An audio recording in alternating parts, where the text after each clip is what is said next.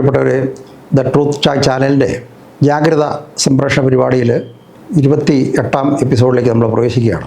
We the people of India എന്നാണ് നമ്മുടെ ശീർഷകം. അപ്പം നമ്മളെ സംബന്ധിച്ചിടത്തോളം നമുക്കൊരു അടിസ്ഥാനപരമായ ഒരു സത്യമുണ്ട്. പല കാലഘട്ടങ്ങളിലായി ചരിത്രത്തിൻ്റെ പല ദശാസന്ധികളിൽ വ്യാപാരങ്ങളിലൂടെയും അതിക്രമങ്ങളിലൂടെയും അക്രമങ്ങളിലൂടെയൊക്കെ പല വിദേശ ശക്തികളും നമ്മുടെ രാജ്യത്ത് വന്നു, കച്ചവടത്തിനായിട്ട് വന്നവരുണ്ട്. അപ്പോൾ ആ കൂട്ടത്തിൽ ആ ഭരണാധികാരികളുടെ അല്ലെങ്കിൽ ആ രാജാക്കന്മാരുടെ ചക്രവർത്തിമാരുടെ അല്ലെങ്കിൽ അവർ പ്രതിദാനം ചെയ്യുന്ന അല്ലെങ്കിൽ രാജ്യത്തുള്ള വിശ്വാസം കൂടി നമ്മുടെ രാജ്യത്തേക്ക് കടന്നു വന്നു. അപ്പോൾ അതിൽ പ്രബലമായി അല്ലെങ്കിൽ കൂടുതൽ കാലം നമ്മുടെ രാജ്യത്തെ ഭരിച്ചത് എനിക്കറിയാം മിഡിൽ ഈസ്റ്റ് എന്നുള്ള അല്ലെങ്കിൽ മെസപ്പൊട്ടോമിയ പ്രദേശങ്ങളിൽ നിന്നും അല്ലെങ്കിൽ ആ എന്നുള്ള രാജാക്കന്മാർ ഏതാണ്ട് 10-11 നൂറ്റാണ്ടുകൾ നമ്മുടെ ഈ രാജ്യത്തെ അവർ ഭരിച്ചു. അറേബ്യയിൽ നിന്നും കച്ചവടത്തിനായിട്ട് വന്ന അറബികൾ നമ്മുടെ കോഴിക്കോടും ആ പ്രദേശങ്ങളിലൊക്കെ വന്ന് കച്ചവടം ചെയ്തു പോയി.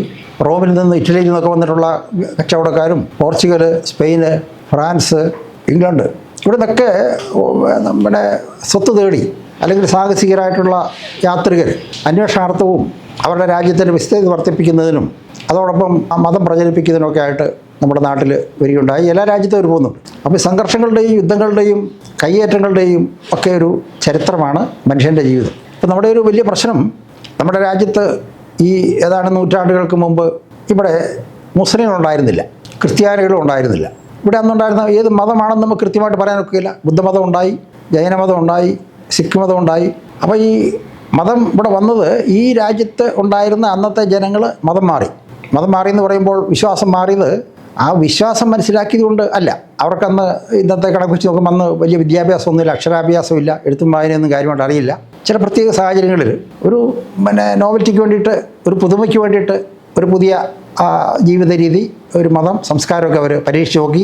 അങ്ങനെയാണ് ഒരുപാട് പേര് നമ്മളെ ഈ മുസ്ലിം ആയത് അല്ലെങ്കിൽ ക്രിസ്ത്യാനി ആയത് അല്ലെങ്കിൽ ആ രീതിയിൽ ഇങ്ങനെ മാറ്റപ്പെട്ടത്. അപ്പോൾ ഇങ്ങനെ മാറിയവർ അതിൽ ബലപ്രയോഗത്തിലൂടെ മാറിയവരുണ്ട്, മറ്റ് സ്വാധീനങ്ങളിൽ സാമ്പത്തികമായിട്ടുള്ള സ്വാധീനത്തിൽ മാറിയവരുണ്ട്, അല്ലെങ്കിൽ മറ്റേതെങ്കിലും തരത്തിലുള്ള പ്രേരണകൾ മൂലമോ ഒക്കെ മാറിയവരുണ്ട്. അങ്ങനെ മാറിയെങ്കിൽ നമ്മൾ ആ മാറ്റത്തിൽ നമ്മുടെ നാടിനോടുള്ള ഒരു കൂറ് വിട്ടിട്ട് നമ്മുടെ മതവിശ്വാസത്തോട് കൂറ് പുലർത്തുന്ന ഒരു അവസ്ഥയിലേക്ക് നമ്മുടെ നാട് കടന്നുപോയി.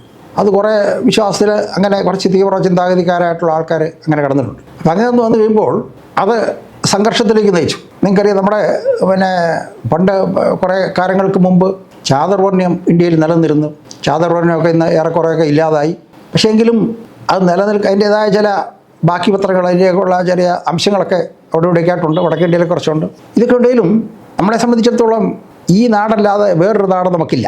നമ്മുടെ രൂക്ഷമായ അഭിപ്രായ വ്യത്യാസങ്ങളും വിശ്വാസത്തിൻ്റെ ഒരു പ്രത്യേകതകളും കൊണ്ട് ഒരു ഇസ്ലാമിക രാഷ്ട്രം വേണമെന്ന് മുസ്ലിങ്ങളിൽ ഒരു വിഭാഗം ആവശ്യപ്പെട്ടു. പാകിസ്ഥാൻ, പഞ്ചാബ് പ്രദേശങ്ങൾ, സിന്ധുവൊക്കെ ചേർന്ന പാകിസ്ഥാൻ രൂപപ്പെട്ടു. കിഴക്കൻ ബംഗാളിൽ മുസ്ലിം ഭൂരിപക്ഷ പ്രദേശത്ത് ബംഗ്ലാദേശ് രൂപപ്പെട്ടു. അപ്പോൾ ഈ അതിനുശേഷവും നമ്മുടെ നാട്ടിൽ സംഘർഷങ്ങളുണ്ട്. അപ്പോൾ ഈ സംഘർഷങ്ങൾ എന്തിനു വേണ്ടിയാണെന്ന് ചോദിച്ചു കഴിഞ്ഞാൽ ഇവർക്ക് ആർക്കും കൃത്യമായിട്ട് പറയാൻ കഴിയുന്നില്ല. അതിൽ മുസ്ലിങ്ങളെ സംബന്ധിച്ചിടത്തോളം അവർക്ക് വിശ്വാസം അനുസരിച്ച് അല്ലാഹുവിൻ്റെ കൽപ്പന, പ്രവാചകരിലൂടെ ലഭിച്ച ആ കൽപ്പന അനുസരിച്ചുള്ള ഒരു ജീവിതമേ അവർക്ക് വിശ്വാസത്തിൻ്റെ അടിസ്ഥാനത്തിൽ അവർക്ക് സാധ്യമാകും. ജനാധിപത്യം എന്നൊക്കെ പറയുന്നത് അല്ലെങ്കിൽ മതേതരത്വം എന്ന് പറയുന്നത് ഒരു താൽക്കാലികമായ ഒരു സംവിധാനമാണ്. പക്ഷേ അവരുടെ ആത്യന്തിക ലക്ഷ്യം എന്ന് പറയുന്നത് മതത്തിലൂടെ മോചനം ഉണ്ടാകുക, അല്ലെ സ്വർഗത്തിലെത്തുക. ക്രിസ്ത്യാനികളെ സംബന്ധിച്ചിടത്തോളം അവരെ ഒരു പുതിയ ജീവിതം, ഒരു പുനർജന്മം, ക്രിസ്തുവിൽ പുനർജനിക്കുക എന്ന് പറയുന്ന ഒരു സിദ്ധാന്തം. അപ്പോൾ അവർ ആത്മീയതയിലേക്ക് അവരും അങ്ങനെ കടന്നു. അപ്പോൾ ഇവിടെ ഈ മനുഷ്യർ തമ്മിൽ ആ ഒരു അകൽച്ച ഉണ്ടായി. ഈ അകൽച്ച സംഘർഷത്തിലേക്ക് നയിക്കുന്നു. അങ്ങനെ നമ്മുടെ സമാധാനം കഴിഞ്ഞ 78 വർഷം നമ്മുടെ രാജ്യം ജാതി മതത്തിൻ്റെ അടിസ്ഥാനത്തിൽ വീക്ഷിക്കപ്പെട്ടുവെങ്കിലും വീണ്ടും ആ തർക്കങ്ങളും സംഘർഷങ്ങളൊക്കെ നിലനിൽക്കുകയാണ്. അതിൽ കമ്മ്യൂണിസ്റ്റിൻ്റെ സ്വാധീനം ഉണ്ടായി. കമ്മ്യൂണിസം ഒരു പരിധിവരെ എല്ലാം നാട്ടിൽ താഴെക്കിടയിലുള്ള ആളുകൾക്ക് മോചനത്തിന് വേണ്ടി പ്രവർത്തിച്ചു. അപ്പോൾ ആ പ്രത്യയശാസ്ത്രം ആണ് ലോകത്തെ മോചിപ്പിക്കാനായിട്ട്, ജനങ്ങളെ മോചിപ്പിക്കുക എന്ന് അവരും വിശ്വസിക്കുന്നു. ഇവിടെ എല്ലാം ഒരു സംഗതി, നമ്മൾ അടിസ്ഥാനപരമായ കാര്യം നമ്മൾ മനസ്സിലാക്കേണ്ടത്, ഒരു കമ്മ്യൂണിസ്റ്റുകാരനും ചൈനയിലോ കൊറിയയിലോ ചെന്ന് കഴിഞ്ഞാൽ അവർക്ക് പൗരത്വം കിട്ടുകയില്ല.